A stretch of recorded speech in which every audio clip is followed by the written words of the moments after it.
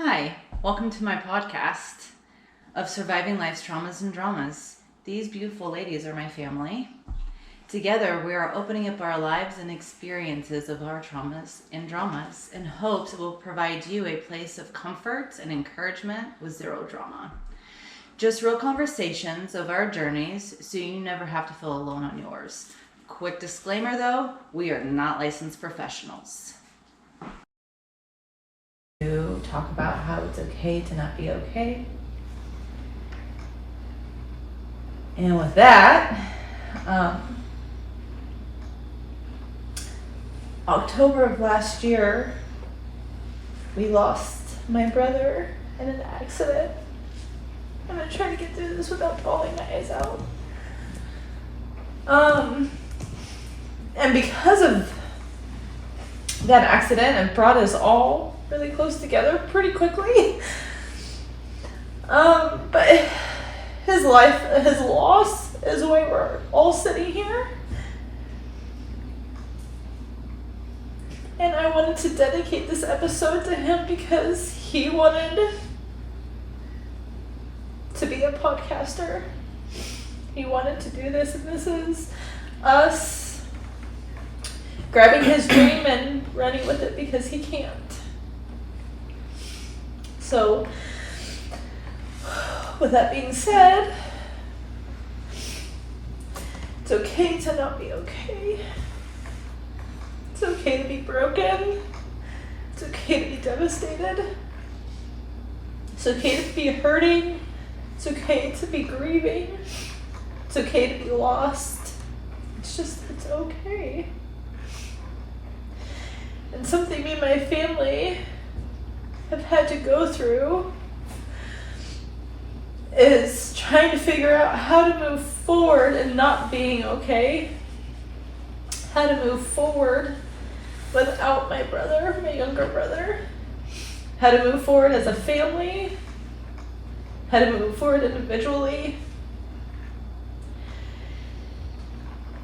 And I can only speak for myself, but the only way that I've been able to move forward, and I don't even think I'm moving forward, I'm taking things moment by moment, and I'm breathing a lot, because I can't do more than that.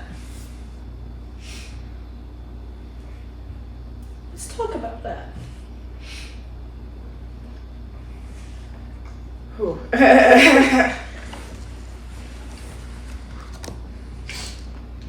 For me, losing my husband and the kid's dad has been very hard.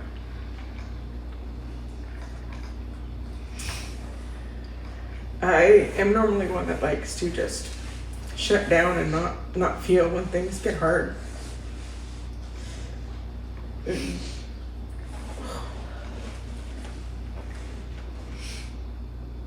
But I told myself for my kids I would allow myself to feel this one. Because they need to know that they're not alone in their feelings.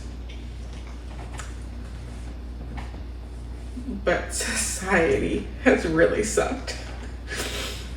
Because even for my kids in school, for a month maybe, the schools did their best, if you will, with supporting them as they were grieving.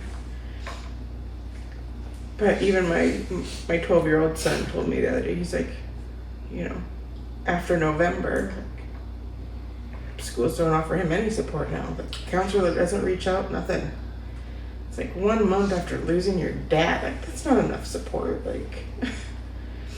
So for me, being able to, have you ladies as kind of my corner to help me with my emotions and just help support with the kids too, because my son initially had kind of shut down and closed off his emotions and wanted to be the man of the house and make sure me and his little sister were okay.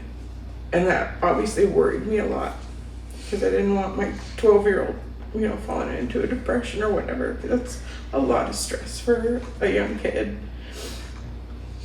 So him saying, that we're all kind of going through this stuff, he finally has started opening up, which has been really good. But just in general, like, you have to be very careful with who you let in, because even some of our closest friends that said, you know, they were going to be there for as long as we needed, you know, whatever, you know, me and the kids needed, they were pushing boundaries. Like, you know, people would come over and bring us food. If the kids didn't want to see anybody, like, I would stop them there, and, you know, I would meet them outside and, you know, tell them thank you and, you know, give hugs and stuff. But they would still try and, like, force their way to the kids. It's just like, no, like, they need their space. And the lack of respect that I've seen in people as we're going through this, like, we're not okay. And you guys need to be okay that we're not okay. Like, if we need to take time for ourselves to process through this, yes, you can be worried. You can reach out and just say, I love you, we're thinking about you, if you need anything, we're here. Yeah. That's perfect.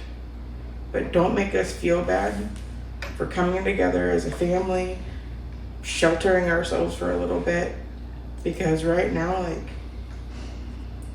your problems are minuscule, and I could give a fuck what's going on in your life. Yeah. Like, I have so much going on in my emotions, Yeah. along with, you know, caring about you guys and caring about the kids, and just everything is just, it's crazy how people are not okay with you not being okay. Yeah. And that's been hard. Yeah. That's been very hard. Yeah. Ooh. I would agree with that. I was telling my husband that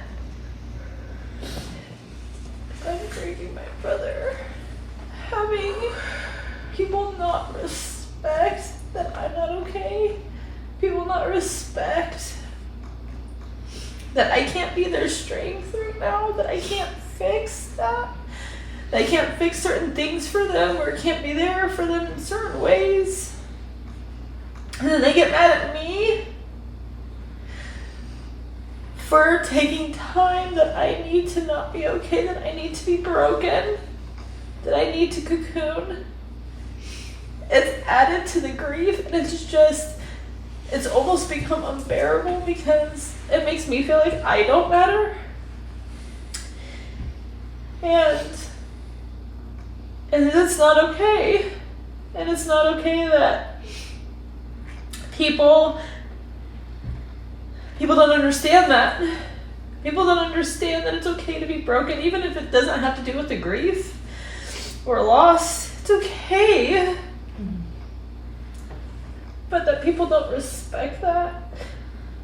Or people are so, sorry mom, goddamn selfish, that they just think about themselves and what they're going through. And you know what? I love you, but like Dee said, I don't give a shit about what you're going through right now. My mom lost a son. My sister-in-law lost a husband. My niece and nephew lost their dad. I lost my younger brother. My husband lost his brother-in-law. I mean, the list goes on and on. And he was taken from us way too soon. He should be sitting here with us, and he's not. And it's okay that we're not okay. It's okay that we are broken. And people that are listening, it is okay too that you might be having a loss, you might be grieving, you might not be okay in your own situations, and that's okay. Fuck off to whoever thinks that you need to be a certain place in your life. Fuck them. No, you don't. You need to be exactly where you're at and not being okay. That way you can process why you're not okay.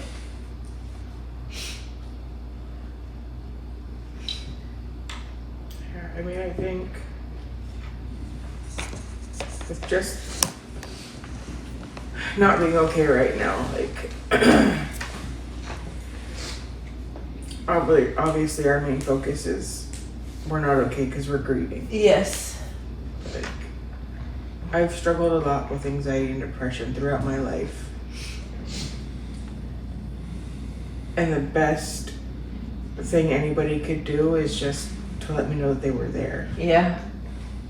Not try and pull me back to reality necessarily, or to get me out of the house or whatever. Just letting me know that they were there and I had somebody if I needed them, but allowing me the time I needed to process, Yes. like you said. Yes. But it seems like, and maybe I'm just seeing this from the fixer side because I too am a fixer, but the fixers seem to be the ones that have hurt me the most in this situation. Yeah. Because it does come off selfish. Yeah. Because I know where their heart is, because Yeah. I'm the same way, Yeah. but in this situation you can't fix it. No. Like, the best thing a fixer could do is just allow us our time Yeah. and just to truly listen Yeah. to what that person is saying to them. Because whether it be grief or anxiety or depression, like, if they have somebody they know they can talk to, like, we have people we know that we can talk to right now, and right now it's the three of us. Like, and you sometimes, but you know, you and me don't have a relationship right now. We're working on it.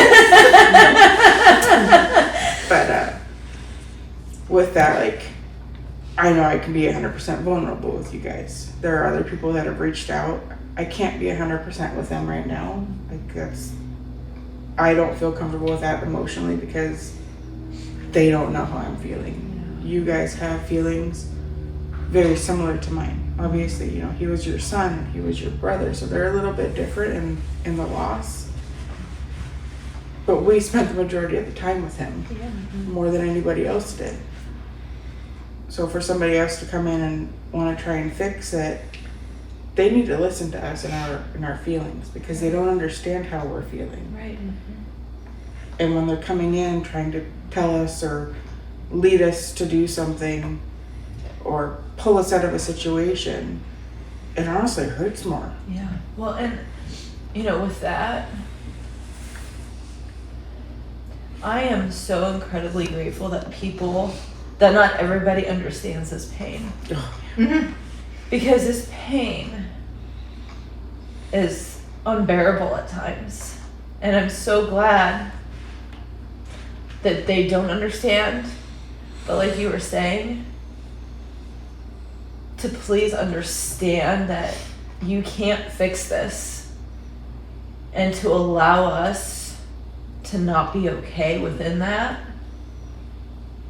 with processing this the way we have to process as a family, is the best way for you to help. With me,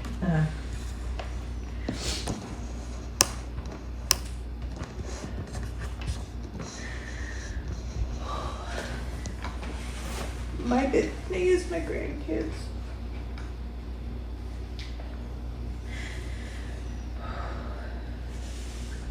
knowing that you've got, you know, I'm hurting and I'm grieving and I'm moving forward the best I know how. But you got you to deal with, and you got the grandkids. Your mom, Nick, only thing she says to me is, you know what? I'm praying for you. I'm here for you. Only it's just to listen to you. She don't push me. She barely reaches out, and we used to talk all the time, sometimes 3 times a day. But I think what people don't understand, and with me personally, I am not the same person after. And Mom, there's no way anybody can be the same after that. No. And people don't get that. No, they don't. They don't. There's a handful of people. Well, you 3, and then 2 more. No, 3, 4 more. And sadly, one of the people knows what I'm going through, but there's no explaining. No. The fact that it was so sudden, the fact that he had too much. His life was just getting started. Well, everything he was doing, it it pisses me off. Yeah. It totally pisses me off. But my big thing is my grandkids. Yeah, I'm going through stuff. But my thing moving forward is honoring him because he was helping me with so many things and pushing forward with everything he was helping me with. It's like, no, that ain't gonna stop. No, I'm gonna do that in his honor. And there's things that I personally have done that people don't know about, just because it's my way of healing, my way of saying, hey, but this is what's going on. And can you hear me? No. And I'm not stupid, I know that, but it helps me to say, this is what the kids are doing, this is what this and this is what that. Like when I went in and said goodbye to him. Oh. And I knew that when I left was going to be the last time. People, but my big thing is the grandkids and Dean and encouraging him and having her back. Or, You know, not to like having her back. have it be a laughable moment, because it wasn't. But when we went to go see my brother, you made me laugh so much. Just like the different things you were saying, and I've never in my life bawled and laughed in the same moment. But what you said was so raw, Mom, and you know,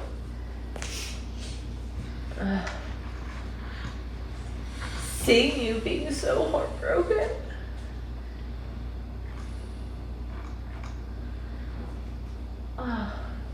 Anyway, Well, I just knew. it's okay to not be okay. Yeah, and people have to realize that. It's okay for us to move forward in our own way. It's okay for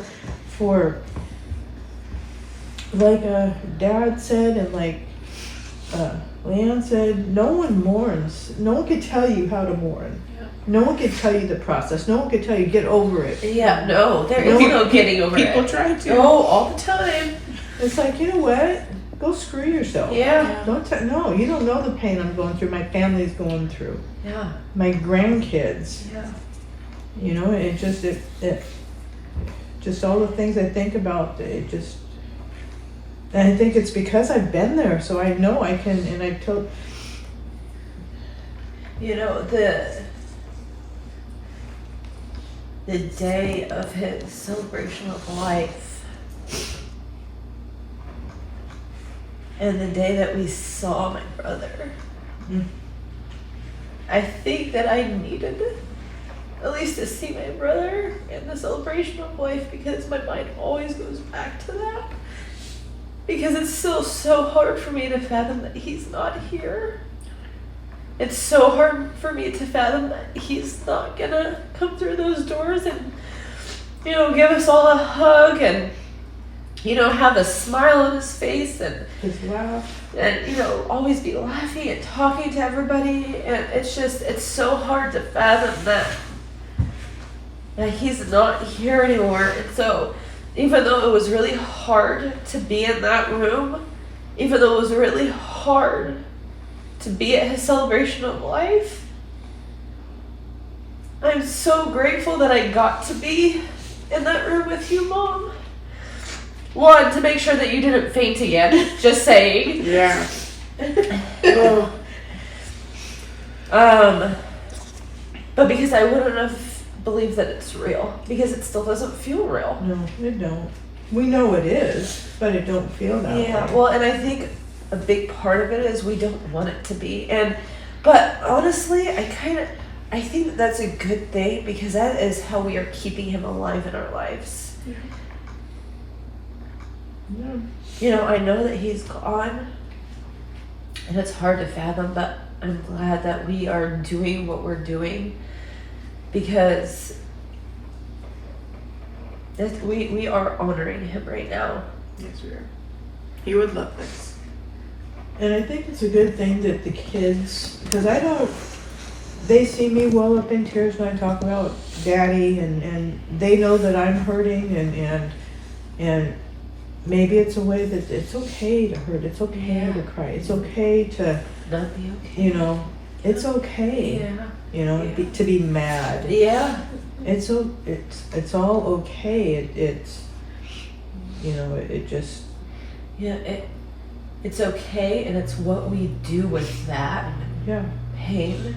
It's what we do with that hurt, that brokenness, the devastation that matters. It's how we process. It's how we proceed with that.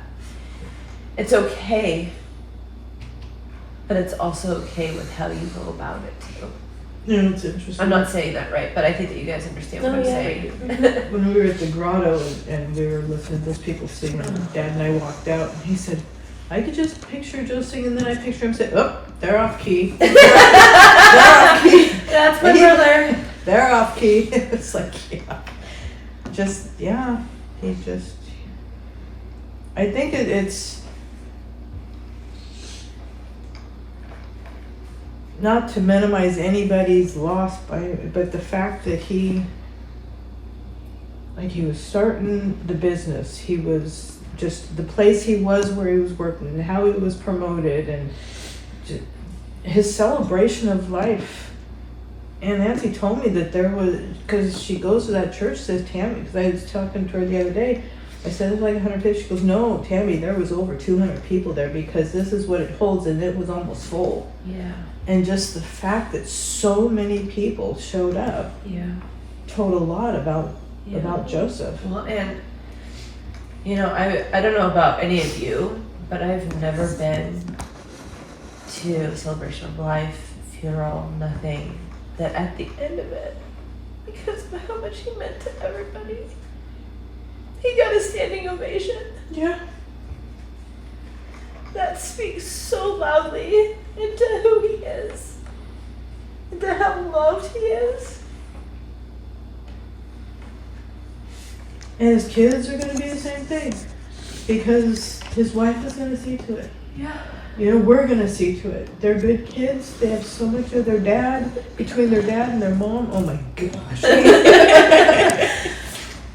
Oh God, they're both so smart and so flippin' talented. Oh my goodness. Maybe a little stubborn too. Yeah. But we just, you know, and how we're choosing to, and we're none of us are getting past it. No, there's never getting past But this. we are moving forward Yeah. with it, and just, oh my gosh. Yeah, it's I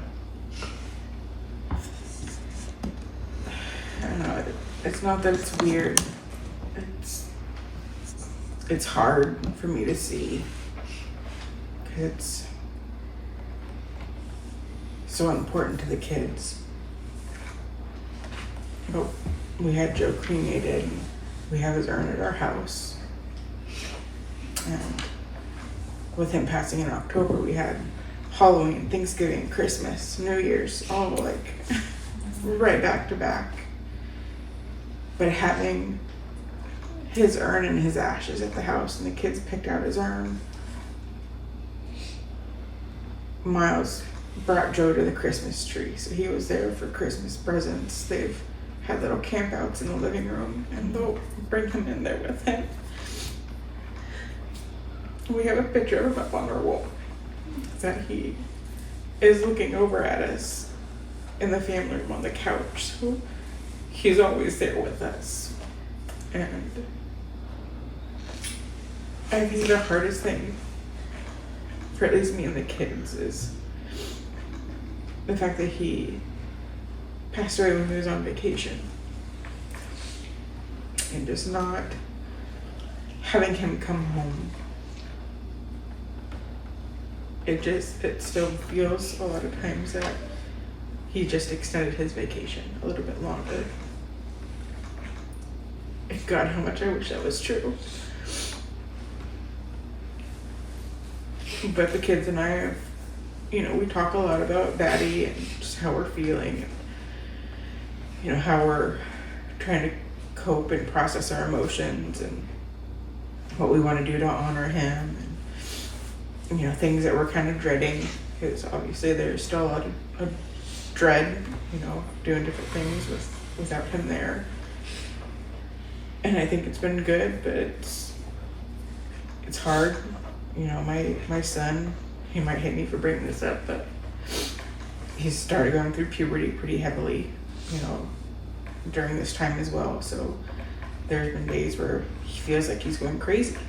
Like he has all the emotions of losing his dad on top of all the puberty hormones, and he doesn't know what to do with it.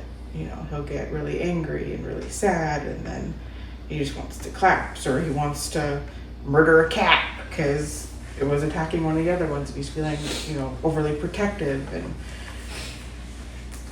you know, I just have to tell him, like, you're not going crazy. You're broken, and that's okay. Like, you got to keep talking. We gotta, you know, figure out a way to talk through this, and you know, breathe and just take it moment by moment, because sometimes hour by hour is too much. Yeah. You know, A lot of deep breaths. it's a lot. You know, we were told, you know, after we had found out, you know, Joe's passing, that we would really start to see who people truly were. Yeah. And I believed it, but I'm still very shocked too, because like some of the people, like your mom, like I know her, but I don't know her. But she would not have been my first guess on who would be able to support Mia the way she has.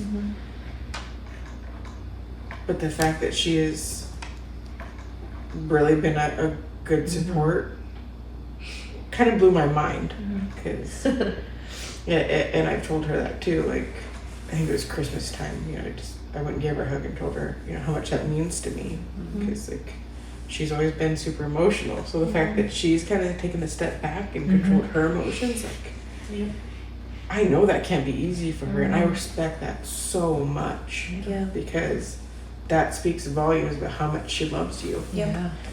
Whereas other people that I had assumed would be able to do that same thing have really just, it was like, I got sideswiped by my Mack truck with their behavior. I was like, whoa, like, I never would have expected that from you. And it's just crazy how, you know, going through emotions like this, people aren't okay with you not being okay. Yeah. And it's been eye-opening. Yeah. It really has. You know, not only with family, but with friends. Yeah. You know, it's, you know, we've had a small few be consistent in just sending love. But I have been absolutely surprised by how other people have showed up in not such a gracious way. And that's been really hard, because not only am I going through the motions of not having my brother here, but now I have to go through the motions of realizing that I don't want certain people in my life anymore. And so it's also grieving, to a certain degree, the loss of friendships, you know, which is really hard. So again, it's okay to not be okay. And it's okay to also let go of those who are not okay with you not being okay. And some people need to be needed, and the fact that that's the last thing that is needed is for them to be needed. Yeah. You know, it's what I told someone. I said, I don't need this person to be needed. I need to be processed. I need Yes. to be left alone. Yes. You know, my Yeah. kids check in on me. I'm here with my husband. I just need to process. Yeah. You know, I need to have the grandkids around. I need to make sure they're okay. Yeah. You know, they talk on the way to school or on the way home, and, you know, thankfully they Yeah. talk, you know, instead of just sometimes they don't, and that's okay. Yeah. It's like, well, Well, and, you know, even though, Nick, you haven't experienced, you know, the loss of a sibling, you experienced the loss of a cousin, and, you know, just your interactions with us, you know, have been the most loving and hopeful. yeah, And it's been, I know that's not easy for you either because you grew up with us, you know, and I know that it's hard to see your favorite aunt struggling and, you know, may I say your favorite cousin too? This is your podcast. I mean, and it's just, you know, that's why I think that it's important for people to know, you know, that when you're going through something, it's okay to not only not be okay, but it's okay to walk away from people that don't add to your time of needing to cocoon. It's okay to appreciate those who have been there, you know, in your time of needing to cocoon. It's okay, and how being okay looks so different. And how about this? Not being okay looks so different. Well, it does kind of open up your eyes too, because like, and again, this is for more than just not being okay because of grief, but like how your friends respond when you are normally the one fixing everything. Yeah. And then when we're actually broken, Yeah. how their attitude changes to it's almost how dare you be broken? Yeah. And it's just like, well, excuse the hell out of me. Like, Yeah. I didn't plan for this either. Right? Like, I'm sorry your socks don't match today. Yeah. I think That is so I think, true. I think this was more of a shattered, at least for me it was. It was was. shattered, Yeah. Yes. you know, Yeah. and it helped. I mean, I always knew that my kid had a big personality, and he was really smart. But I never knew until the celebration the lives that he affected in such a positive way. Yeah. And then when he was starting his business, one of the businesses that had to back out for a minute planted a tree in his honor. Yeah. I was like, oh my gosh. I mean, it's like, oh, I don't need to remind me that he's gone, but then I'm like, oh, what an honor for them to do that. Yeah. You know, and it's the fact that he affected so many lives in such a positive way is just what a testament to him, Yeah. to his kids, Yeah. you know, to his family, Yeah. you know, and I knew, I just had no clue. And then when his not singing teacher, his choir teacher came up to me afterwards and told me because of Joseph that they are where they are because of him. I'm like, oh my, and he was serious. Yeah. I'm like, oh my gosh. He said, because of him is why. I'm like, oh my gosh. Yeah. Just the lives that it just, yeah. So yeah, no, we're not okay. No. And it's okay that we're not okay. Yeah. But And it's okay that we will not ever be the same no. ever again. Yeah, I'm not gonna be okay for a while. I No. don't think my kids are either. No. It's like, it's still hard to listen to music. Oh yeah. Thank you, classical music right now. I can't even do that because like instrumental sometimes they'll play like Dean Martin or Frank Sinatra. And it's just like, I was into so. Yeah. Yeah. Oh my gosh. I turned the radio on the other day on a completely random station because I was like, we'll try, it'll be okay. It's not any of my normal music. The first song, totally fine. I was like, oh, okay, we're good.